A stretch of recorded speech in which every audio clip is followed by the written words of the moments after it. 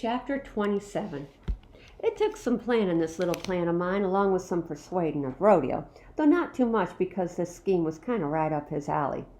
It took more than a few whispered conversations between me and Lester and me and Rodeo, and probably Lester and Rodeo too. There was quite a bit of phone searching and locations researching and timeline checking. I did the math and counted the hours and added up the miles 3 times, 4 times, 5 times. It was Monday night. We could pull off our plan Tuesday morning. The day before I had to get home. With Lester driving at night, we had 12 extra hours. 12. I could give up 30 minutes to help out a friend. It made my stomach kind of squeeze with anxiety, but I could do it. We had to do all our whispering and planning that night, while Salvador was sleeping. By the time we rolled into Billings, Montana, we had the pieces in place. We'd still need a lot of luck, and we all knew there were plenty of things that could go wrong, but we were going to give it a shot. It all started at breakfast. We pulled off into a diner Lester had picked out on his phone earlier. We all shuffled off the bus and went inside and ordered our food and camped out at a bunch of tables. No one noticed when Rodeo slipped right back outside again and ducked around the corner. We all ate and chatted and used the bathroom, and Lester and I did our best to dawdle and drag our feet and convince everyone else to do the same. Minutes passed, and most of us were done eating, and Lester and I started trading nervous glances. Then, finally, when folks were just starting to get restless, Rodeo ambled back in through the doors, walking easy as you please, but breathing a little hard if you looked close. I shot him a, well, how did it go kind of look. With one of his magic eyes, he gave me a quick little wink, and I had to shove a fork full of eggs into my mouth to hide my smile. The plan was a go. We all piled back into the bus, and then Rodeo fired up Jaeger, and we were off. We didn't head toward the highway, though. We drove right out the back of the parking lot, across an alley, and into a different, bigger parking lot. Rodeo rumbled Jaeger up to the rear of a big red brick building. There was a dumpster and loading ramp and some unmarked double doors, and that's about it. No signs, no other cars, no nothing. Rodeo cranked on the parking brake and killed the engine, and Lester hopped off and ducked through the double doors at a jog. Everyone else just sat there looking at the empty parking lot and then at Rodeo. "What are we doing?" Salvador asked.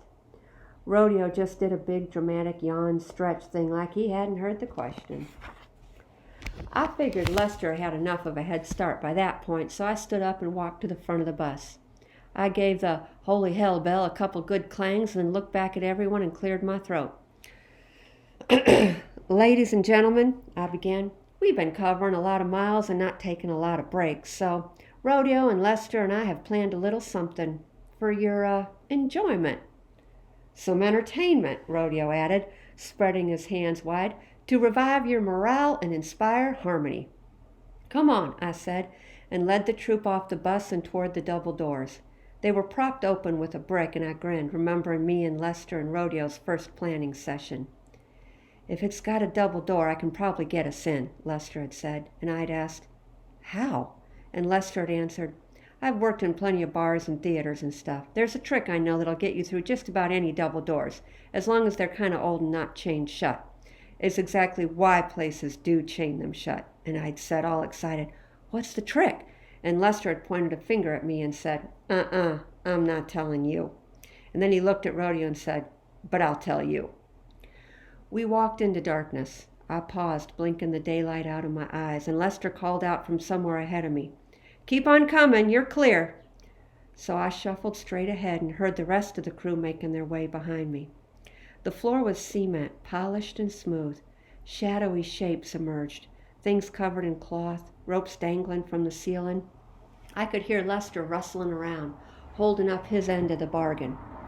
"Okay, I'm going up to the controls," he whispered to me. "Sounds good to go. Just head through that curtain about 20 feet ahead of you." "Got it." The cement gave way to creaking wooden floor beneath my feet. I ducked under a dangling rope and felt ahead of me with my hands until my fingers met thick velvet. I kept on feeling with my hands along the curtain till I got to the break in the middle where the two curtains met. I waited a tick, letting the rest of the group bunch up behind me. "All right, y'all," I said, "right this way." And I held open the heavy curtains. We were on a stage looking out on a dark auditorium full of empty red fabric seats. There was a single microphone on a stand in front of us at center stage. What in the... Concepcion started to say. And then wherever Lester was, he must have flicked the right switch because a single spotlight flashed on, training a bright circle of light on the microphone. I knew he was off somewhere in the booth, as he'd called it, where he'd be able to make the lights and sound and stuff work. All his experience as a musician had really paid off for our little plan. "Stairs are just to your left, folks," Rodeo said, his voice back to mellow and easy. "Head on down and get yourself a front row seat." He sidled up close to me and whispered, "I put it over there by the piano." I nodded, knowing exactly what he was talking about. Everyone else filed down the stairs off the stage and squeaked down into one of the seats. It was a big place. Could probably fit a couple hundred people. At the back, behind the last row of seats, was a pair of double doors leading out to an entry area. Beyond that were some big glass doors to the front parking lot. I stepped up to the microphone and squinted into the spotlight.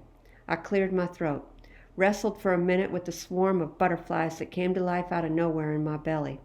Living on a bus for 5 years with a solitary hippie, I hadn't gotten much practice at public speaking. "Hello," I finally managed, and flinched a little at how loud my voice boomed out from the microphone. "Welcome, fellow travelers, to the Billings Center for the Performing Arts. We've planned a little cultural treat for you, so sit back and enjoy." I could barely see the faces of the folks. The spotlight was so bright. They mostly just looked confused. I gulped. This was the scary part, the part where it might all fall apart. Salvador Vega, please come up on stage." Even through the brightness, I saw Salvador's jaw drop and his eyebrows lower. Saw his mom turn her head to him in surprise. Salvador didn't move. "Salvador Vega," I repeated, my voice getting a little higher and a little shakier. "Please come up on stage." Salvador didn't move. I was crashing and burning. Epic fail. But then I saw Miss Vega nudge him with her elbow, kind of hard actually. I heard her murmur, "Go, mijo." And I heard Val say in her voice that was sharp even when it was soft, "Gone, man." And then he did. He shook his head and he clenched his jaw and his hands were in fists, but he stood up and walked over to the stairs. I went to the piano and saw it sitting there in the shadows where Rodeo had put it while the rest of us were chowing on breakfast. I clicked open the latches of the case. I pulled it out gently. I grabbed the bow and I met Salvador at the top of the stairs. I held the violin out to him. "Coyote," he said, his voice quiet and shaky and also definitely not super friendly. His eyes were serious. "I know," I said quick and soft. "This looks cute and all, but I know in a lot of ways it's really not cool to spring this on you without asking, but there ain't no pressure. You had a regret. We're giving you a shot. If you don't want this, that's cool. I could do a tune on my uke, and Rodeo is just itching for an excuse to run out and grab his guitar. We can go instead. It's all good." I swallowed, then leaned into him a little closer. "So, I'm sorry for the ambush, but if you want the chance to play that solo for your mom on a stage with lights and an audience, here it is." I pressed the violin into his hands. They took it, natural and familiar. He looked down at the instrument, then out at the audience sitting in their seats, then up at me. "I'm going to get you for this," he said. But he didn't hand me back the violin, and he didn't go back to his seat. He swallowed. A swallow so big I could see it in the Adam's apple in the skinny neck of his. "What's the name of the song?" I asked. "Huh?" "The song you're playing. What's it called?" "Oh, it's Violin Sonata No. 2 in G minor by Handel."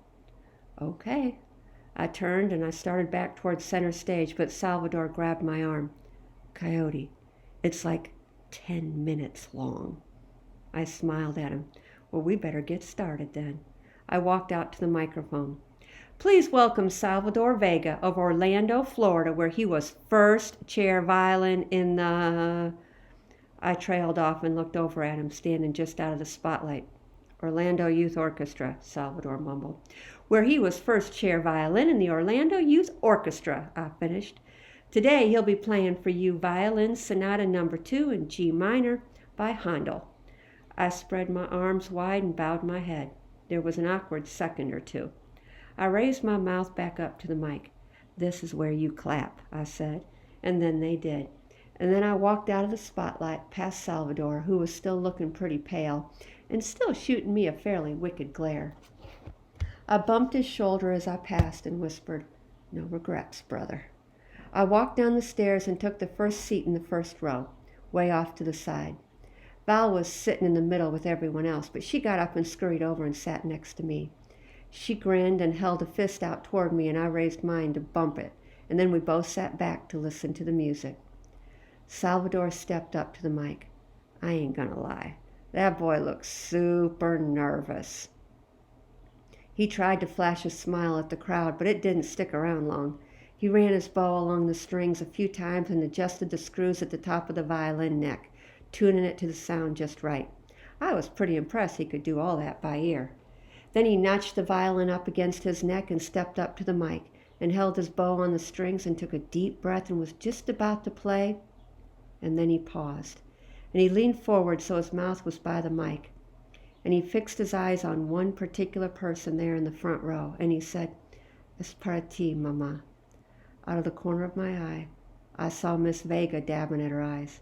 Oh, that Salvador. And then he started playing. And the music poured out of that little wooden violin in his hands, and it swirled out through the air and microphone in the darkness, and it filled up the room and our ears. It'd be easy to go all poetical and gush about how beautiful he played and how mesmerizing the music was and how we all sat there in awe of the amazingness of it all. And it'd be true, of course. He did play beautifully, and the song was mesmerizing. And we did all sit there in awe of the amazingness of it all. It's all true. But those kind of words are usually a waste of time, 'cause there ain't no words or no poetry that could wrap up what it was like sitting there listening to that Salvador play that violin of his. It was something. Rodeo says that anywhere outside can be a church, 'cause anytime you're in nature, you can feel God.